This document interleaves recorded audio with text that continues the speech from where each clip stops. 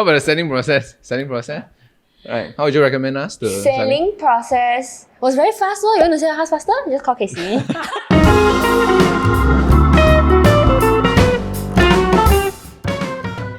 Hi everyone, Casey here from Home Quarters, and in today's episode of Closing Thoughts, we will be chatting with our MOP seller turned buyer. They have just finished renovation of their unit. So let's check it out.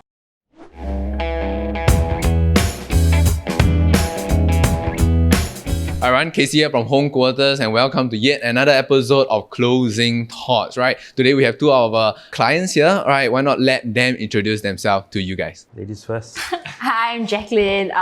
So I do healthcare marketing for my job, my day job. In my free time, I like to cook, and I have a little girl.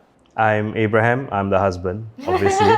I'm a communications manager, and my hobbies are really watching Netflix, reading comic books, and spending time with my dogs and my daughter and my beautiful wife as well. Okay.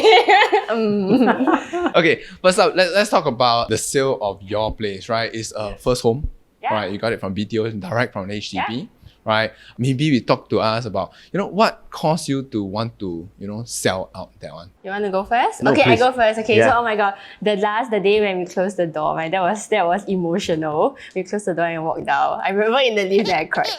Yeah. I was like, oh my god, selfless, please. But okay, that emotion aside, I think more importantly, we wanted space lah. 3-room flat, I think, was a nice, cozy startup when we were just both of us, right? And then we had our dogs, and then we had our little girl, and then it became a tight squeeze, I think, for the many of the human beings Squeeze an understatement. for the many living things in the house. So in that sense, just generally more space to be able to, stretch your arms.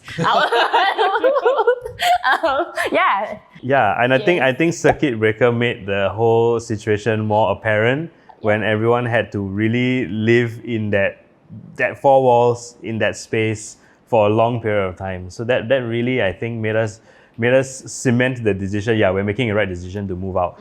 But also, I think we were thinking a lot about what's the future? Because obviously when we first bought the B.T.O, it was just two of us, and it's the whole, the cabinet is just wine bottle and alcohols, and the fridge is stocked, and that was it. It was just us. Then obviously there's pets, then there's kid, there's helper. Suddenly the life stage changes also, right? Then your wine bottles go and it's baby bottles now, and then you just wonder, where can I fit all of this but still have time for ourselves, because now my kid is sleeping, then if I'm watching TV, is that going to disrupt her? Then I just think about next time when she goes to school, where's she going to study? So all these questions pop into my head, and I think I can make that decision later, sure, but then would it be too late? Or should I be opportunistic and use the MOP almost? We thought that we wanted to be opportunistic about the MOP period, and really make sure that we could sell at a good price also, so that we can really upgrade, and all of those, the proceeds from the sales can go nicely into the next one. Yeah. Previously, I think I wasn't the first agent.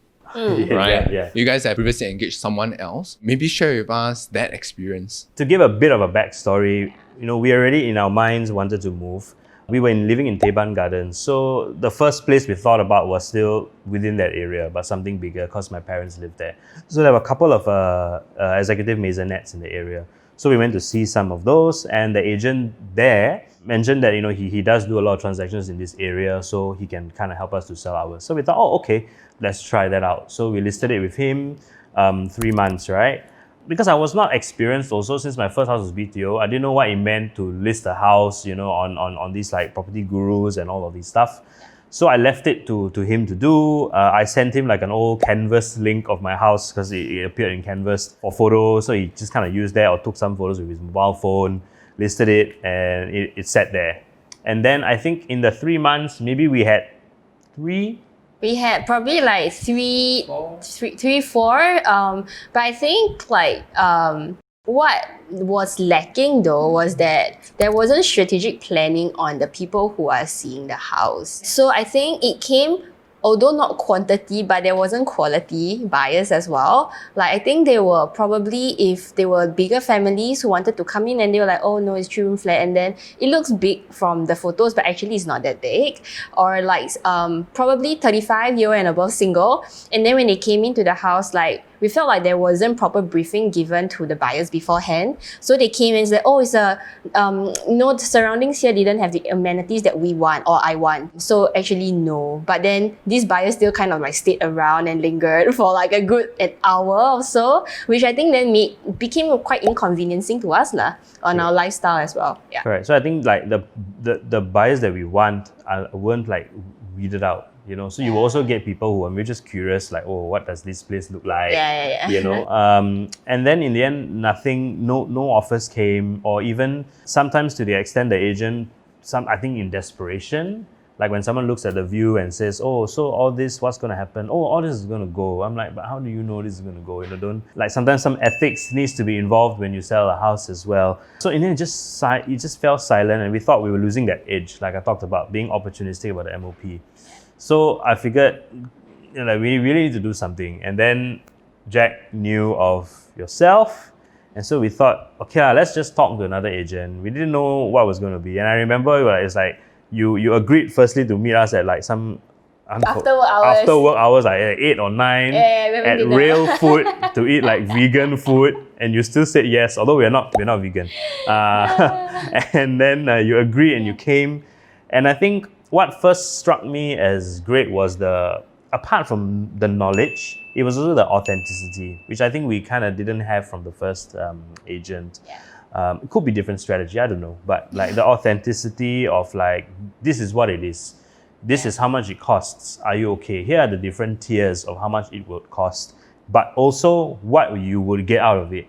And I remember you told us, look, if in, I think it was 3 months, if I can't do it, I'll let you know I can't do it. And then, you know, go and find another agent. That's totally fine, you know, no hard feelings. So I thought that was like fair and fine. It was upfront, it was authentic, it was real. And yeah, it seemed like you knew what you were doing. And also the new ways of doing it, because we come from communications background. Yeah. So we believe in the power of marketing. We know what it can do. And we were very impressed when you were telling us about like, okay, so I'm going to do a 360 photo, a video. We're going to do paid marketing boosts, you know, on all of these different property sites, even on Instagram and Facebook. We're like, oh, I didn't know the property industry for homes had such like marketing, you know, as well. So we were quite thoroughly impressed by, okay, this sounds like it would move the needle for us. Yeah. So let's try, yeah. After doing all this, you know, what are the results? Definitely there was a difference in the result. Because like I said, with the previous agent, it was 3 months, maybe 3 viewings. But I remember it was timing also with you. It was like, we signed you, and then you told me, okay, this Saturday, my camera guy, I think it was you, I'm not sure. He's coming, and he's going to take photos, videos, and a 360 photo. It's all happening this Saturday. Then we were like, this Saturday, huh? That was fast. Like, that's really fast. And then after that, listing is up. And then following week, you were like, okay, so I have these 3 people who are interested. I was like, wait, no, what? I think one thing that we didn't know that you can do group viewings. Did you do group viewings? Yeah, I did good viewing. like- That's it before COVID, right? Before COVID. Yes, oh my god, group viewings. I think that was like perfect. Cause like we only need to leave the house once. Versus, and then you have like multiple opportunities in one setting. Versus one person, one viewing. One person's like, oh my god, guys, get along, come on. Yeah. So I think the impact of your strategy definitely like was so apparent just within the first month. I think within the first month, we already got an offer. So to me, that was just amazing. Yeah. We also have a chat, right? You guys have a lot of, I think it boils down to what is your objective, right? What is the time horizon, right? When we are talking, I always bring up these few points, right? What made you decide that you want to buy a resale HDB? We came from a 69 square meter house. Yeah. Cheap, B.T.O, right? Price is good, but small. Then, okay, we thought, if I go to an EC, price is high, then it's still small space. And we already lived in the small space, and we knew in our heads, look, even if you tell me that the EC has good investment for the future and things like that, right now, my focus is on the space. So that's out of the question. Yeah. Then new B.T.O, we know the limit is also maybe 110 square meter, and I have to wait 5 more years or 6 more years, and I don't even know if I will get the house that I want, right? Because I already got one B.T.O, so the chances are lower. So I think it came naturally that it was going to be a resale. Obviously, older condominiums I think are going to be priced higher, and it's not in my. I need to be realistic with what my budget is. And so when we look at listings online for EAs and EMs even, we saw that the price range was comfortable for us, and it gave us the space. So it ticked all the boxes in terms of what we knew we wanted for the next at least 10 years of our life. So that's why HDB resale. So negotiation part, that's important. How are you feeling towards that? I think negotiation is a skill that is, I think, harnessed over time. Like, you get better with practice, like how you haggle at the market. But I think the negotiation process, okay, so, right, like, okay, for example, I give an example, like going to market, right? Like, why today's fish is $18, yesterday's fish was $10. Tomorrow's fish might be $20. Like, the market fluctuation, as you say, right? Like, how they catch fish probably got different situation, got boat, no boat, got sea, no sea, got fish, no fish. Okay, the sea's always there. But I think, like, armed with all this knowledge, right, with the valuation, I think, which is key, that you can take the real hard data and then give it to the person and say that, no, I'm not lying to you. This is the price. Like, I can negotiate a bit higher or lower, but nowhere can I go further than that bracket.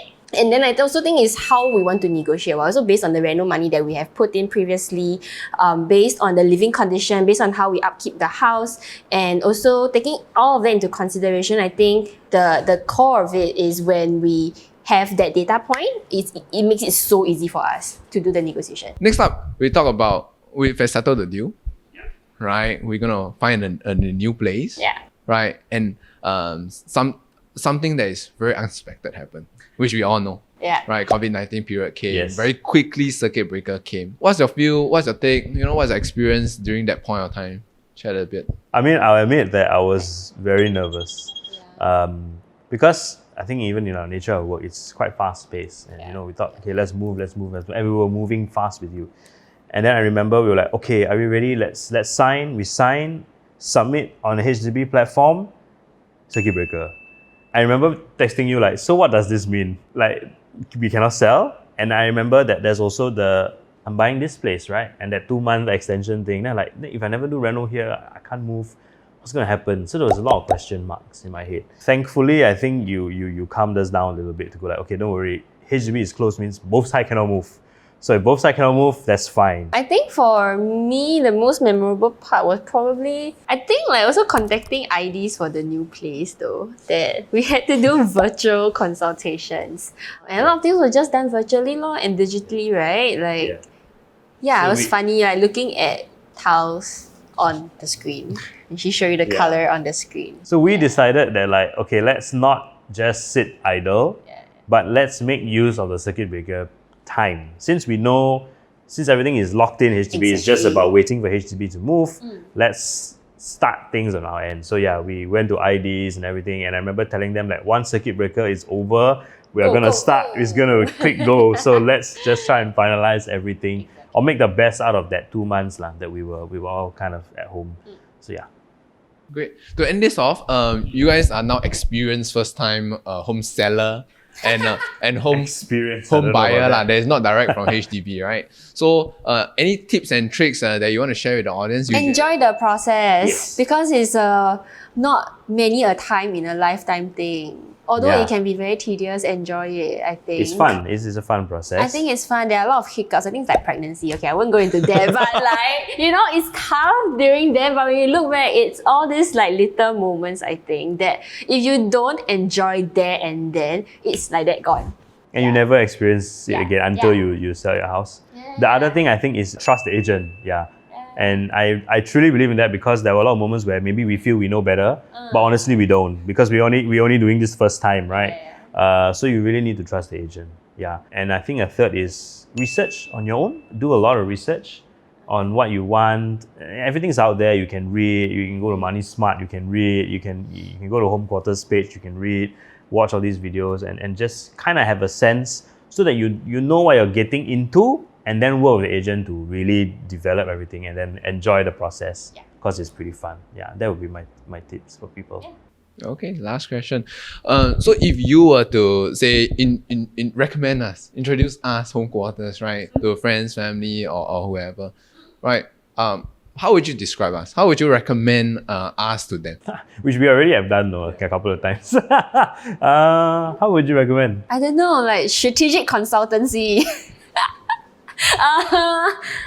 No lah, I think if you want someone who plans, who is very meticulous, plans before executing, I think has the entire a plan in play before, going to war. Not like just, like shooting blank bullets, right? You know what you do, you know how to do it best, and then someone who's very honest with you. I think, you need to be able to receive honest feedback and have honest conversations. Yeah. Correct. Yeah. I think to me I would recommend home quarters to people because home quarters really knows their stuff. And a lot of the times, you don't know everything. Again, I keep coming back to that because I feel that's the reality of the situation. A lot of times we think we do. So we really need, home quarters really knows their stuff, and they know their stuff plus help to elevate, your whole home buying process. And at the same time, make it fun and enjoyable and not something that is so daunting on you. So that's how I would really recommend that people really find KC from home quarters. How about the selling process? Right. How would you recommend us to selling process was very fast. You want to sell your house faster? Just call KC. I think that I know price is on everyone's head. So the elephant in the room is that you obviously want to sell the house at a price that is good for you, and I think home quarters will do that for you by being honest with you on how you can price your house. So if that's something that you need, then yes, home quarters. Thank you so much for today's closing thought. Right, it has been a blast working with Jack and Ep this few, I think close to half a year. Right? Yeah. Due to Cause today. of circuit breaker. Yes. Right, been a wonderful journey. I hope they also have a wonderful journey with us at home quarters. Always appreciate closing thoughts episode like this where we have the help of our clients and together with us and to chat about this whole entire journey. It's not the closing of a chapter, but the opening of a new friendship. Right, always. Right. So thank you so much. See you guys on the next episode. Right. So here's signing off, KC here from home quarters. Call home quarters and start packing.